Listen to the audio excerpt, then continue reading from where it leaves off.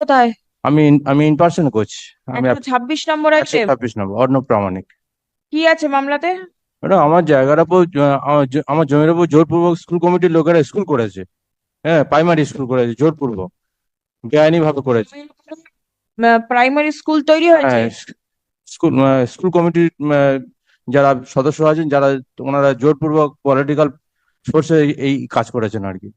যার জন্য আমি প্রেয়ার দিয়েছি যে আমি স্কুল রেকগনিশনটাকে যাতে কোয়াশিং করা হয়, এটা হচ্ছে আমার সাবমিশন।